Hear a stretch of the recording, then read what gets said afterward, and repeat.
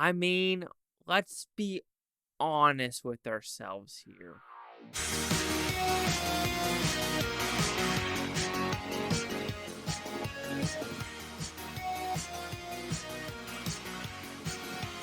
Chase Liaki here with the Blue Futon reviewing Priscilla. What's this about? Pretty simple premise. Priscilla's side of the story of when she met Elvis at 14 until the time she asked for a divorce. We are in that timeline and we are going to figure out if she really loved Elvis. So when I kind of said it in the beginning of like, can I really be honest and truthful here? Okay. I know some people give flack for Elvis meeting Priscilla at 14, but it looks like they never really did anything until she was of legal age. So there is that.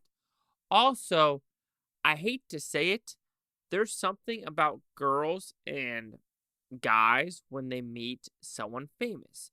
So I know for a fact when Elvis, Donny Osmond, Donald Trump, girl side, Cindy Crawford, any other hot supermodel is the same way with guys to girls and girls to guys, where if they see someone they want, they're going to go for it, and age doesn't make a difference because it's that level. And I think this story does it kind of tastefully, where it's like she's not really being forced, is she just really loved Elvis at that time. Could it be that it was halfway stardom that helped her propel her decision? Maybe. So when we're actually looking at the movie itself, I do think it's a pretty good film. I do like the production design a lot.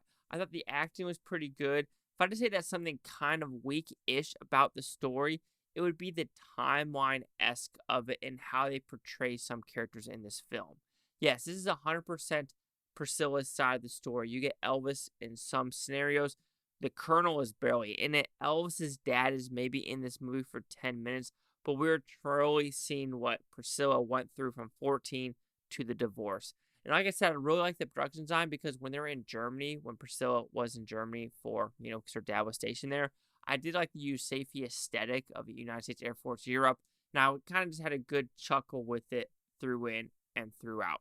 The acting is pretty good, even though when you have Austin Butler with, the Baz Luhrmann Elvis, now you'll get this Elvis, it's a pretty good one, but Austin Butler kicked it out of the park through it and throughout. You can say Kurt Russell did a good job. The Michael Shannon one probably is the weirdest one, was Elvis and Nixon. That was probably the weirdest iteration of Elvis, just in my opinion. I mean, you can say Bubba Hotep as well with Bruce Campbell, but there are plenty of different iterations of Elvis. I think when I left this film, I was kind of iffy with this movie. I think the ending was very abrupt. I understand what they were going for. They were going with Priscilla still loves Elvis, but she just had to get out of this quote unquote toxic relationship. I understand it. It was fine, but it was just a little bit too abrupt for me. Also, just the third act, the last 15 minutes, did feel a little bit rushed for what they're trying to do. And the overall timeline of the story, you kind of got like what they were going for with the first act of the movie, with her being a teenager, and like having the like, oh my god, is she with Elvis? Is she with Elvis? But then when it starts going to these affairs with Anne Margaret, if I'm not mistaken, and other people, it feels like the timeline just zoomed really quick, and I didn't know where the time went. For example, when she got pregnant with Lisa Marie, she gave birth. Then all of a sudden the baby's like 1 year old. Then automatically the baby's like 5 or 4 years old. And then we finally get to like him kind of being in Vegas, and then maybe her having a affair with the karate instructor, which they don't really show that. And that's the other reason where I'm just like, I feel a little bit iffy.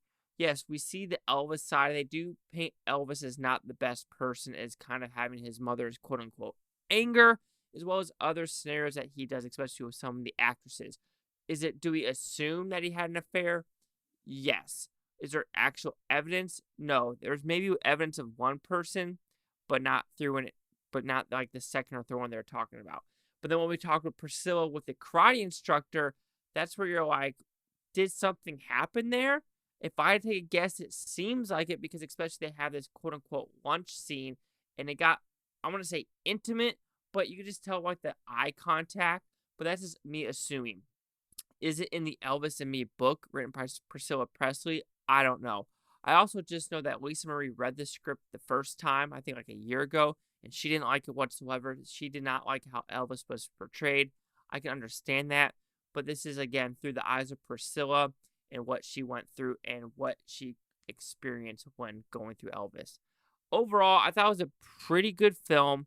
I enjoyed what I watched. It's a good idea to show the other side of the story because a lot of movies are about Elvis, what he went through, the drugs, Colonel kind of controlling his life, getting a little bit of Priscilla here and there, a little bit of Lisa Marie here and there. But this side, we really look at Priscilla, what her dad did. And I think that's very interesting of like, who do you blame in that scenario? They know Elvis is like 22-ish at that time, and the captain, dad, kind of agree with the relationship. However, like I said, though, it seemed like nothing really sexual happened until she was of legal age. So take that for what it is. The next movie I'm going to review, some people might be like, oh, but that's a culture thing. They just, if they say that as an excuse, they just hate Elvis. But like I said, Priscilla, pretty good movie. I came out of it going, I like this side of the story, but I was just leaving it going, was this needed? So Priscilla will receive a 3.5 out of 5 of Futons. It goes at 70%. We'll see the critics' review scores gave this one. So the numbers are actually dropping for the critics. Now we're at 85% with 163 of them. No audience score yet. And here's critic consensus, but if I say the name wrong, I'm sorry.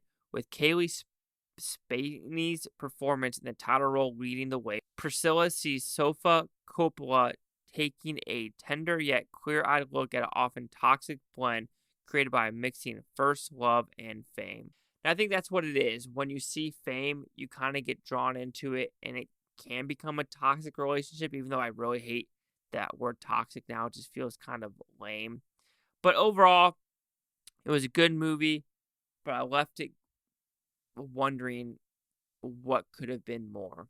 8570. Chase Gaki here with the Blue Futon. Like, comment, subscribe. Let me know things Futon Topia. Futon is what a great day now. I can watch this tape tomorrow, week from now, month from now, year from now. I love every single freaking one of you. And if you're telling me to watch Elvis, the Baz Luhrmann, or Priscilla, I'm watching the Baz Luhrmann version any day of the week.